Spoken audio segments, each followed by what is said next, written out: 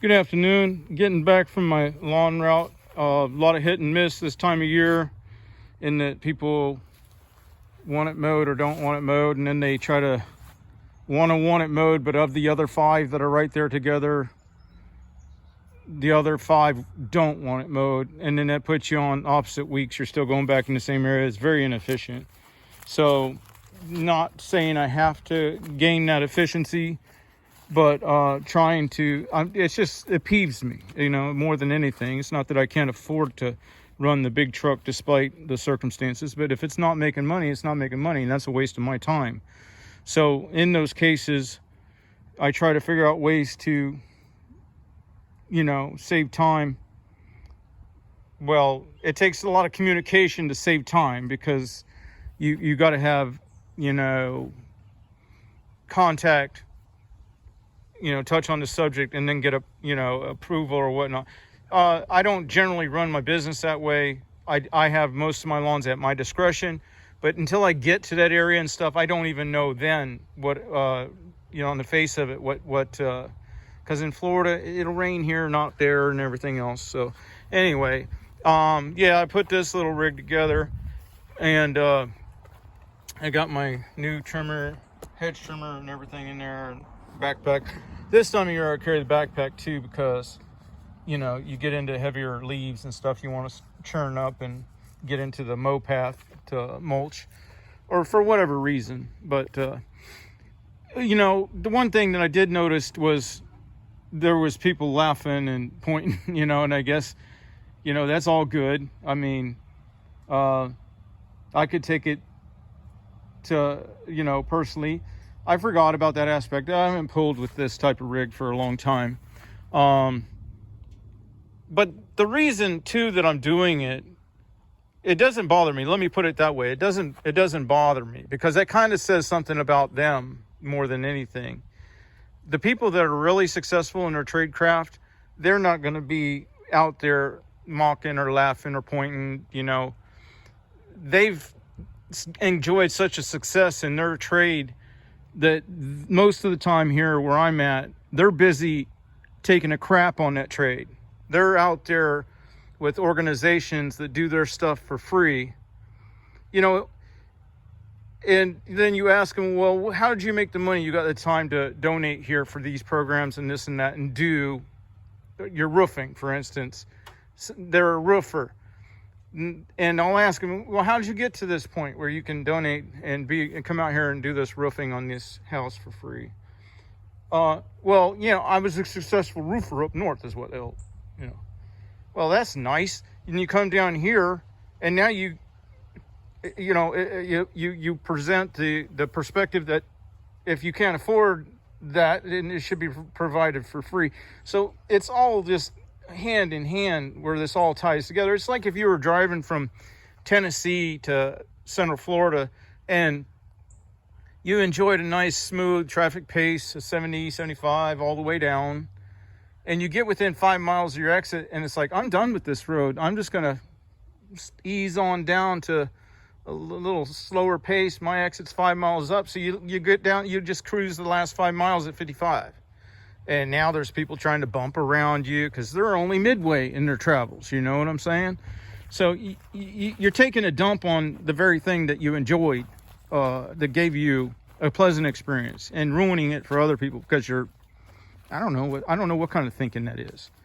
But that's what the wildly successful people are doing. They're busy taking a dump on what made them successful here. Or you'll never see them because they're in their domicile, self-pleasuring or something else. They never contribute in a positive way, in my experience. But anyway, so I know those people mocking and laughing are somewhat, unsuccessful and whatever, because that's not where and what the successful ones would be doing anyway.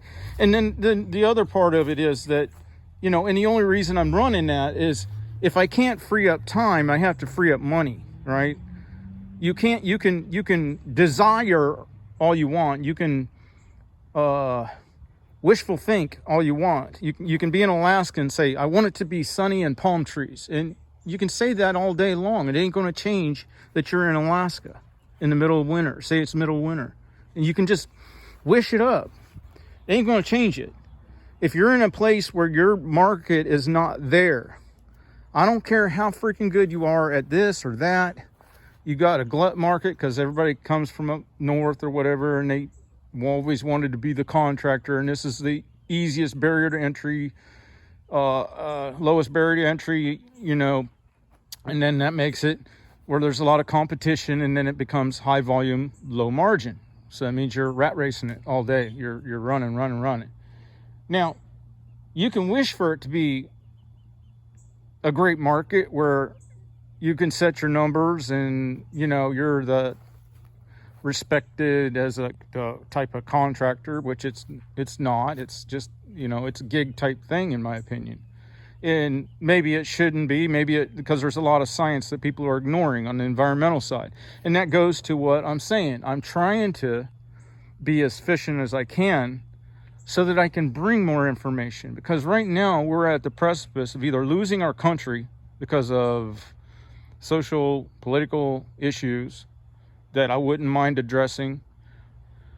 And that goes to the mockery, where now we're back into another swing where the people that the safety net entitlement class are basically sitting back laughing at the rat racers and saying, oh, well, if you're a little smarter, you wouldn't have to blah, blah, blah. You know what I mean? Well, it's a pretty sad scenario when we're devolving away from merit-based and an experience. For a short while there, I saw people coming off of those programs and starting to work, because with good management, the experience of the people that were willing to work became greater than the safety net people. And I saw people coming off of it for a while there. Now we're reverting to where you're the clown if you're still out here striving and everything. But it's not just those social issues. I mean, that's the, you know, everybody gets a trophy type scenario, and that leads to environmental, and environmental is something I'm wanting to address too. But I have to free up time or money, and or both. And on the environmental side, I mean, everybody gets a trophy. That means, you know, hey, if I can't quite lift that oil jug to get it down to the recycle, I should be able to pour it out into the streams, right? Or if I can't get my mower set high enough or get my blades sharpened, then I should be able to mow it low and then cause all the algae blooms and then turn around and water it to try to keep it green, because our nutrient layer is so fragile here.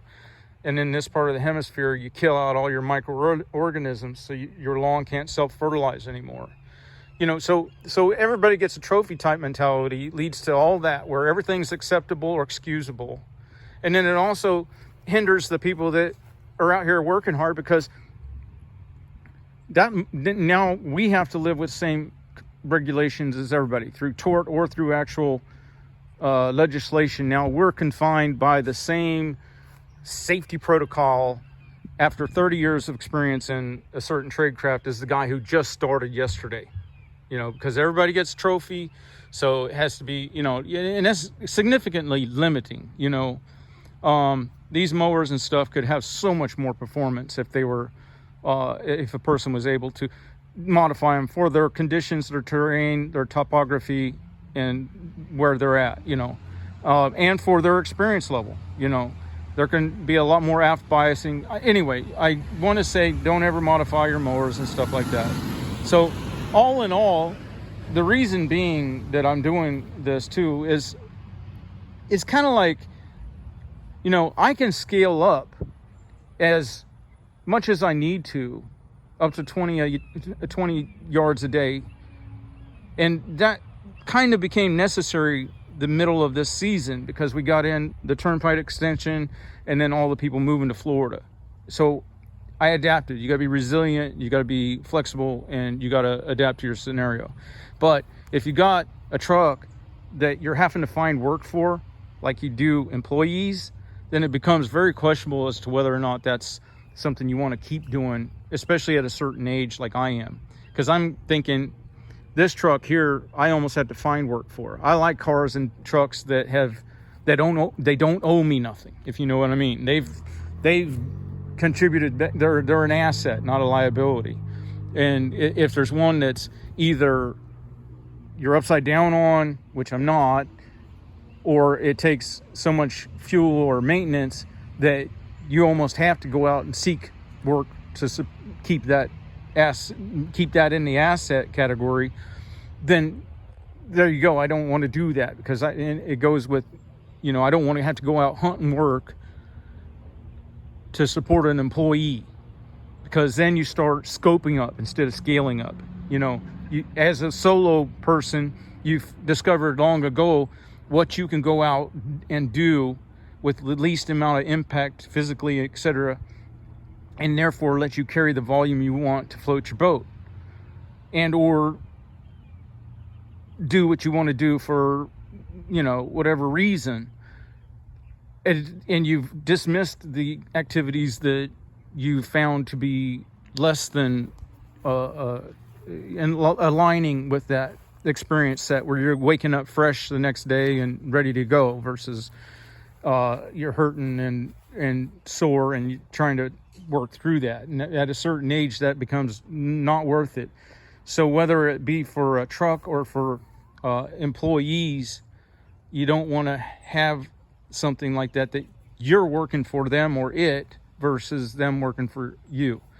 If you've got the volume, if your market supports it, then something like that Dodge is great. I mean, I was putting mower on the back and laying twin black stripes all the way, couldn't get to yard to yard with a big enough mower fast enough, and I adapted. But I'm going to reconsider my options, because I think I can get just as far with the Titan after I fix a few things and not have the support that machine. So all of these factors I weigh in so that I have the best ability to continue my channel, which I have laid off on videos a little bit, but I want to get back into it because I see that there's a lot of room for improvement. So I'm going to get back to work. Hopefully some of this discussion is enlightening enough to inspire somebody to reconsider where they're at, which direction they're going, and everything. And then also keep in mind that there's a certain amount of dynamic or change or cyclicity or cyclic aspect to a lot of this stuff, regionally and across the nation. Is capitalism something that we can bank on in the future? You know what I mean? Is there a natural cycle to it? And as a derivative of that question is the evidence of what people are doing, where they're so guilted up with having, by happenstance, picked a great profession that stayed lucrative through the whole course of their working career, and then they turn around and advocate for socialism, at least in that looks like that chicken might be trying to get out, but I think they've all grown big enough they can't. But anyway, then turn around and don't care about the young people that are trying to support their family with that same trade craft. All right, well, I'm going to get back to work. Y'all have a good day.